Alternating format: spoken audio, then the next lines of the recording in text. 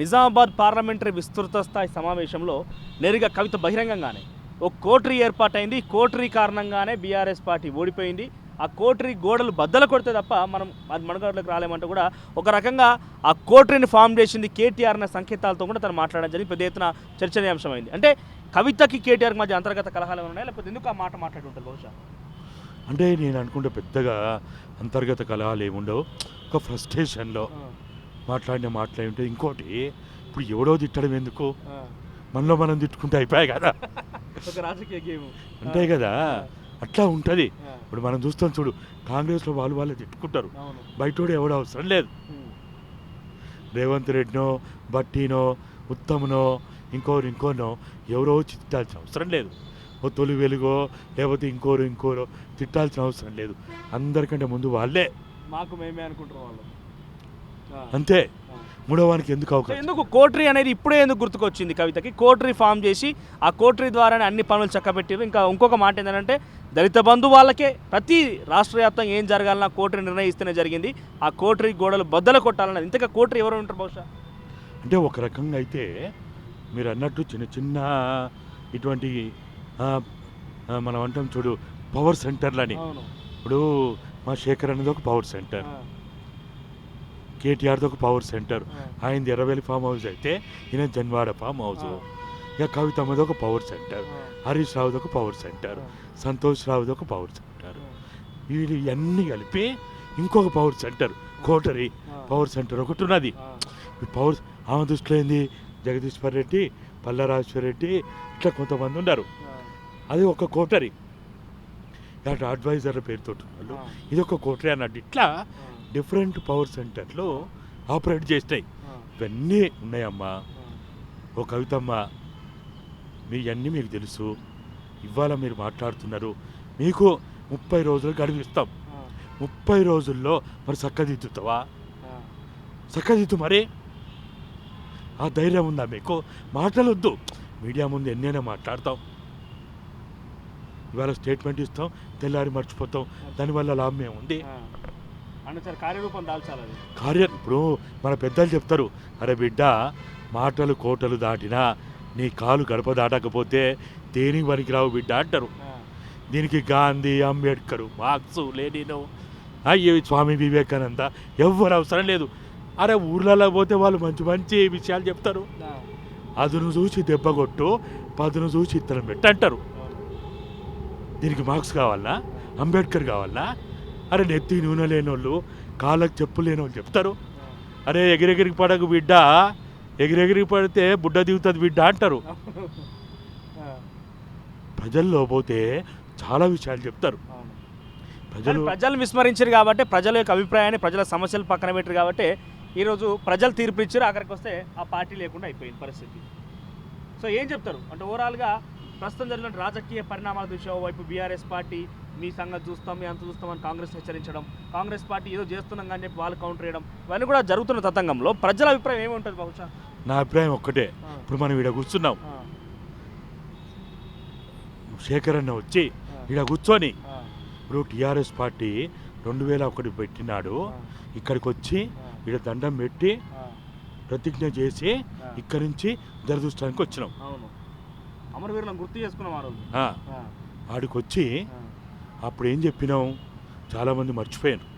అసలు నీళ్లు, నిధులు, నియామకాలు అనేది ఒక బోగస్ నినాదం. అది అసలు తెలంగాణ రాష్ట్ర సాధన ఆకాంక్షే కాదు అది.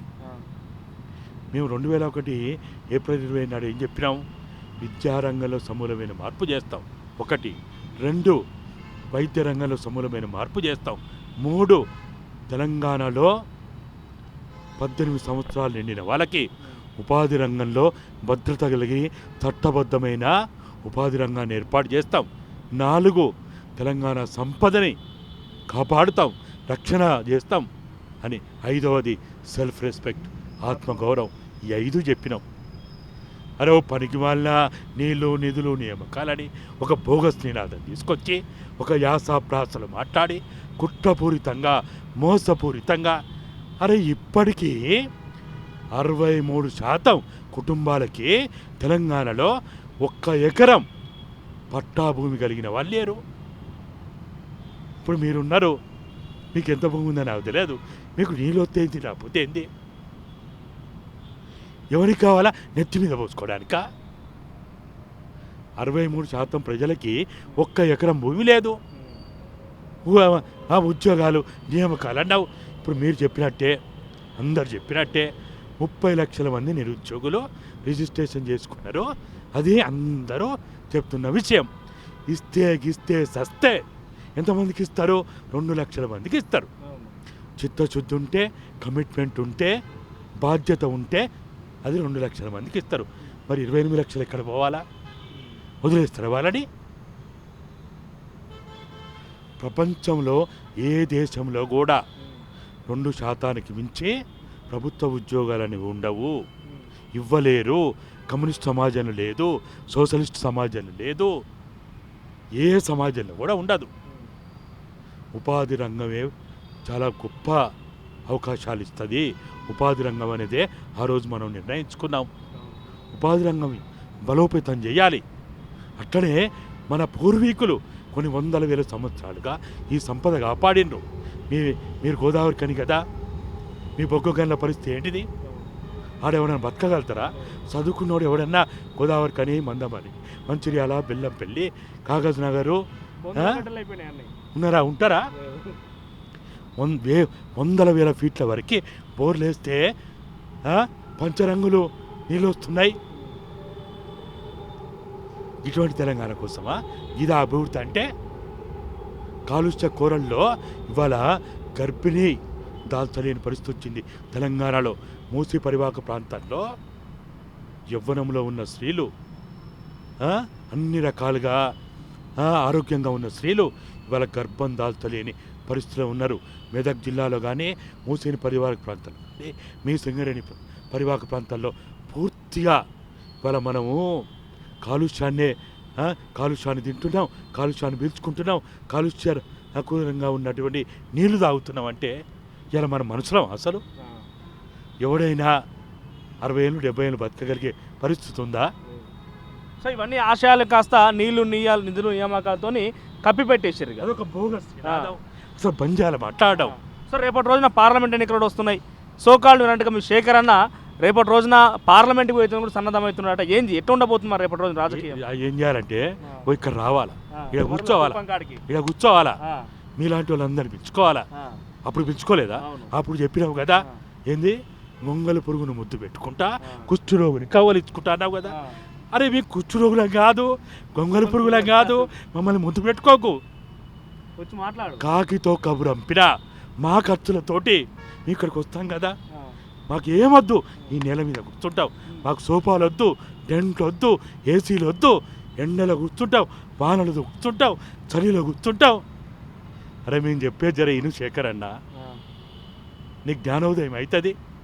ఇప్పుడు ఆయనకి కళ్ళ గంతలు కట్టిండ్రు, చెవులో సీసం పోచిండ్రు, నోటికి తల వేసిండ్రు. ఆయన ఎక్కడ ఎవరు వేసింది? ఎవరు ఇదంతా ఉన్నాయి కదా పవర్ సెంటర్లు, వాటన్నిటినీ ఛేదించుకొని బయటికి రావాలి. వచ్చి కూర్చోవాలి.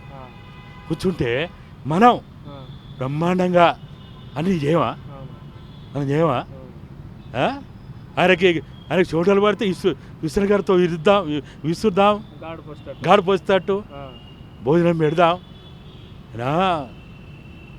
ఆ రోజు 2001లో చంపడానికి విశ్వ ప్రయత్నాలు చేస్తే మీ కళ్ళల్లో పెట్టి కాపాడుకున్నా నేను. ప్రజలు ఆ రోజున్న ప్రభుత్వం ఎన్ని రకాలుగా చంపాలని ప్రయత్నం చేసింది. విషపూరిత భోజనాలు ఇవ్వాలని, ఎవరో వచ్చి కొట్టి చంపాలని, లేకపోతే గోర్లల్లో పాదరసం పెట్టుకొని వచ్చి షేక్ హ్యాండ్ ఇచ్చుకుంటూ బ్లడ్లో పోవాలని ప్రయత్నాలు చేసిండ్రు. కాపాడుకున్నాం కదా, ప్రజలు కాపాడిండ్రు. నీ 303 కాపాడవు, AK-47 కాపాడవు, SLR కాపాడవు. అది ఒక దరిద్రం. అది మన చుట్టూ ఉంటే ఇప్పుడు ఇన్ని రోజులు వాటిని ముద్దాడారు, అందుకని ఇట్లా అయ్యారు. ప్రజలు విస్మరించి వాటిని ముద్దాడారు, అందుకని అట్లా